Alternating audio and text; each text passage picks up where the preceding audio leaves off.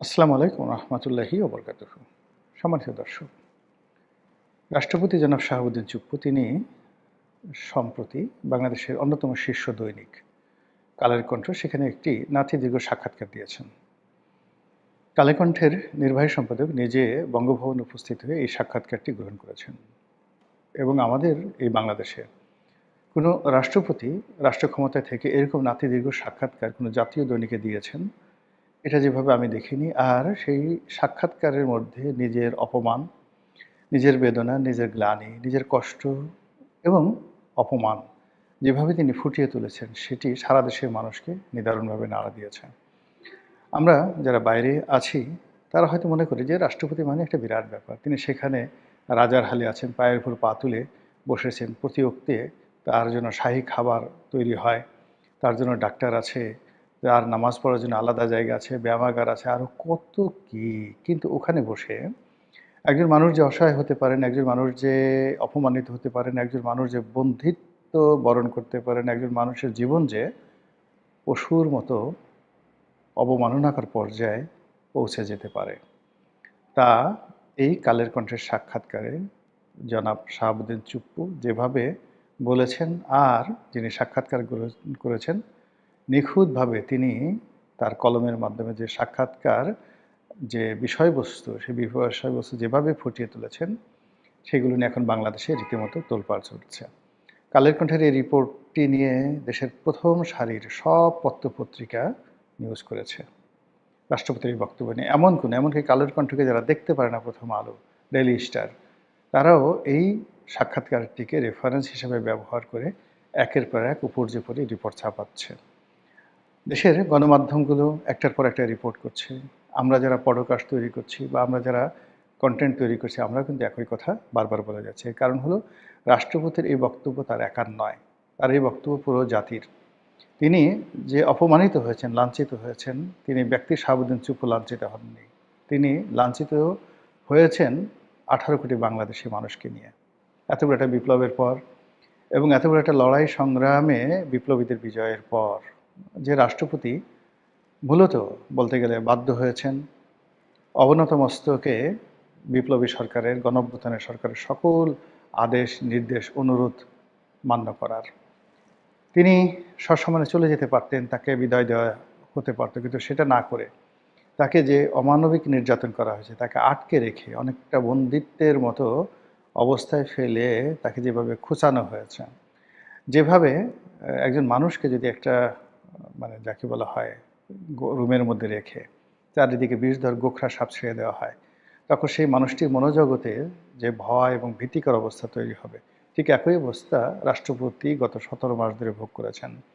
এই রাষ্ট্রপতির ভবন আক্রমণ হবে, এই বঙ্গভবন আক্রমণ হবে, এই রাষ্ট্রপতিকে আজকে পদচ্যুত করা হবে, কালকে তাকে বঙ্গভবনে ঢুকে লাঞ্ছিত করা হবে, এরপর তাকে ধরে আনা হবে, ইত্যাদি ইত্যাদি নানা রকম কথা গত 17 মাসে ছড়িয়ে যেভাবে এই মানুষটির জীবনকে তছনছ করে দেয়া হয়েছে, তা ডক্টর ইউনূসের পতনের পরে তার জন্য রীতিমতো স্বর্গোদ্যান হয়ে পড়েছে। তারেক রহমান সাহেবের জমানাতে তিনি বড় করে স্বস্তির নিঃশ্বাস ফেলতে পেরেছেন এবং অকপটে বলেছেন যে নতুন সরকার গঠন করার পর তিনি তুলনামূলকভাবে ভালো আছেন।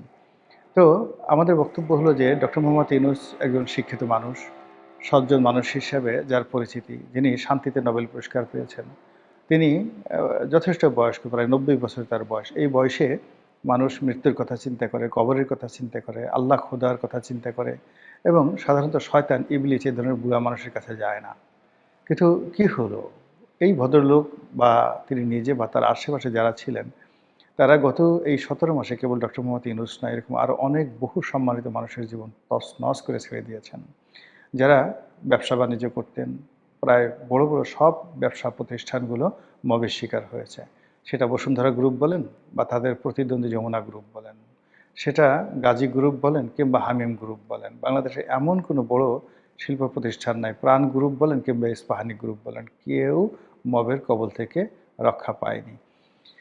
এবং সেই ক্ষেত্রে ডক্টর মোহাম্মদ ইউনূস তারা যারা লোকজন আছেন, তারা এই মবের প্রতি সহানুভূতি না জানিয়ে উল্টে এই বলার চেষ্টা করেছেন যে এটা মানুষের ক্ষোভের বহিঃপ্রকাশ, এটা প্রেশার গ্রুপ, ইত্যাদি ইত্যাদি নানা রকম কথা। তো যা হোক, এই যে 17 মাসে ডক্টর মোহাম্মদ ইউনূসের বিরুদ্ধে যে মানুষের পুঞ্জীভূত ক্ষোভ ছিল, বেদনা ছিল এবং তাদের অনেক কথা মানুষ প্রতিবাদ করতে পারেনি মবের ভয়ে।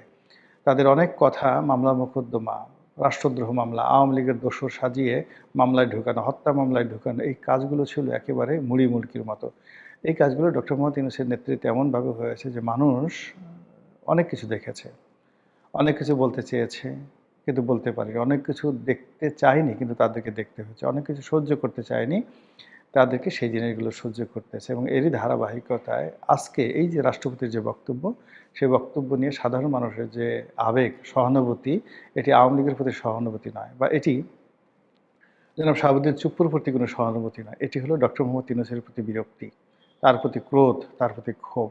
রাষ্ট্রপতির এই বক্তব্যের মাধ্যমে অনেকে বলার চেষ্টা করছেন যে ডক্টর মোহাম্মদ ইউনূস সংবিধান লঙ্ঘন করেছেন। তিনি অবিরতভাবে 15-16 বার দেশের বাইরে গেছেন। সংবিধান এর যে বিধিবিধান, রাষ্ট্রের যে আচার, কালচার, এর কোনোটাই তিনি ধার ধারেননি। তিনি কিভাবে নির্বাচিত হলেন, কিভাবে মনোনীত হলেন, কিভাবে শপথ নিলেন, এগুলোতে বহু বিতর্ক রয়েছে। মানুষজন সব কিছু মেনে নিয়েছিল। কিন্তু তিনি নিজের মুখে যেটা বলেছেন, তিনি সাংবিধানিক সরকার। তো সেই সাংবিধানিক সরকার অনুযায়ী তিনি যার কাছে শপথ নিয়েছেন, যার অধীনে যিনি তার উপদেষ্টা, অর্থাৎ প্রধান উপদেষ্টা কার? রাষ্ট্রপতির প্রধান উপদেষ্টা। সেই রাষ্ট্রপতিকে তিনি তুচ্ছ এবং তাচ্ছিল্য করেছেন। এটা কি রাষ্ট্রদ্রোহ? এটা কি সংবিধানের অবমাননা? এটা সংবিধান বিশেষজ্ঞ বা যারা ক্রিমিনাল প্র্যাকটিস করেন, ফৌজদারি অপরাধ বিশেষজ্ঞ, তারা বলতে পারবেন। কিন্তু আমাদের যে চাচা মিয়া বা মামু, তিনি খুব সহজে ছাড়া পাবেন বলে মনে হচ্ছে না। তাকে জবাবদিহি করতে হবে, জবাবদিহি করতে হবে। এবং গত 17 মাসে তিনি যে মজা লুটেছেন, সেই প্রত্যেকটা জিনিসের জন্য তাকে জবাবদিহি করতে হবে। এবং জনাব তারেক রহমান সাহেবের সঙ্গে তার কী যুক্তি হয়েছে, তিনি ভবিষ্যতে রাষ্ট্রপতি হবেন কি হবেন না, তার দেশের বাইরে থাকবে না দেশে থাকবে, ডাজ নট ম্যাটার। কিন্তু মূল ব্যাপার হলো যে তিনি এখন অজনপ্রিয়তার এমন একটা পর্যায়ে পৌঁছে গেছেন যে কেউ ইচ্ছে করলেও তাকে ধারণ করতে পারবে না, কেউ ইচ্ছে করলে তার সাথে খুশি মনে ছবি তুলতে পারবে না, তার সঙ্গে দেখা করার জন্য কেউ আগের মতো আর সেখানে যাবে না। এবং তিনি বুঝতে পারবেন এখন এই প্রথম শান্তি কাহাকে বলে, অশান্তি কাহাকে বলে, অপমান কাকে বলে, আর সম্মান কাকে বলে।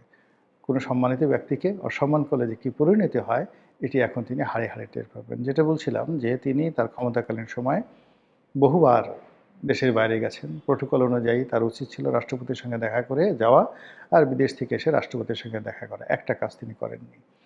এরপর যেটি হলো যে রাষ্ট্রের অনেকগুলো গুরুত্বপূর্ণ প্রতিষ্ঠান, যেমন সেনাবাহিনীর যে ন্যাশনাল প্যারেড গ্রাউন্ডে যেটা হয়, কুচকাওয়াজ হয়, আরেকটা আছে রাষ্ট্রপতির কুচকাওয়াজ। এরপর যেটা হয় সেটা হলো আমাদের যে জেন্টেলম্যান ক্যাডেট রয়েছে, বিএমএ, বাংলাদেশ মিলিটারি একাডেমিতে যারা অফিসার হিসেবে ঢোকেন, তাদের যে পাস আউটের যে সময়, এই সময়টিতে রাষ্ট্রপতি উপস্থিত থেকে এখানে ভাষণ দেন। এই 17 মাসে তাদেরকে, মানে রাষ্ট্রপতি শাহাবুদ্দিন চুপ্পুকে কোথাও যেতে দেওয়া হয়নি। বিশ্বাস করেন তিনি একজন মুসলমান এবং তিনি ডক্টর মোহাম্মদ ইউনূসের চাইতে ভালো মুসলমান। তিনি ডক্টর মোহাম্মদ ইউনূসের চাইতে নামাজ কালাম পড়েন এবং তার যে অধার্মিক যে কর্মকাণ্ড, সেই অধার্মিক কর্মকাণ্ড, মানে শাহাবুদ্দিন চুপ্পুর কোনো অধার্মিক কর্মকাণ্ড নজির আমরা পাইনি। তো এই মানুষটি ঈদের জামাতে যাবেন এবং তিনি সেখানে থাকবেন মেহমান আজিম, ঈদুল ফিতর এবং ঈদুল আজহার যে নামাজ, তাকে সেই নামাজ পড়তে যেতে দেয়া হয়নি। এমনকি তাকে ভোট দিতে যেতে দেয়া হয়নি। তিনি ভোট দিতে যাননি। তাকে ওই যে কি যেন, মানে ডাক যোগে যে ব্যালট পেপার, সেটা পাঠিয়ে সেখানে তাকে ভোট দিতে বলা হয়েছে। এইরকম তার স্টাফদেরকে নিয়ে যাওয়া হয়েছে। তার কোনো খবরাখবর প্রকাশিত হয়নি। এমনকি বঙ্গভবনে তার যে খাবারের যে তালিকা, সেই খাবারের তালিকায় ঠিকমতো মাছ, মাংস, তরিতরকারি দেওয়া হয়েছে কিনা, উনি ভদ্রলোক মানুষ, মানে শাহাবুদ্দিন চুপ্পু ভদ্রলোক মানুষ, সেই কথা তিনি বলেন নাই। কিন্তু আমার বিশ্বাস যে তার যে প্রাপ্য খানাপিনা রয়েছে, সেই খানাপিনাও ঠিকমতো গেছে কিনা সেটা নিয়ে যথেষ্ট সন্দেহ রয়েছে। তো এই সকল কথা প্রকাশিত হয়েছে কিয়দাংশ, আরও প্রকাশিত হবে অনেক কিছু। এই সময়টাতে কারা তার সাথে খারাপ আচরণ করেছে, কারা তাকে টেলিফোন হুমকি দিয়েছে, দামকি দিয়েছে, ইত্যাদি নানা বিষয়। তো এগুলো চলছে, খেলা জমে উঠেছে। দেখা যাক কোথায় গিয়ে এই খেলা থামে। মহান আল্লাহ আমাদের সবাইকে হেদায়েত দান করুন, হেফাজত করুন। আসসালামু আলাইকুম ওয়া রাহমাতুল্লাহি ওয়া বারাকাতুহু।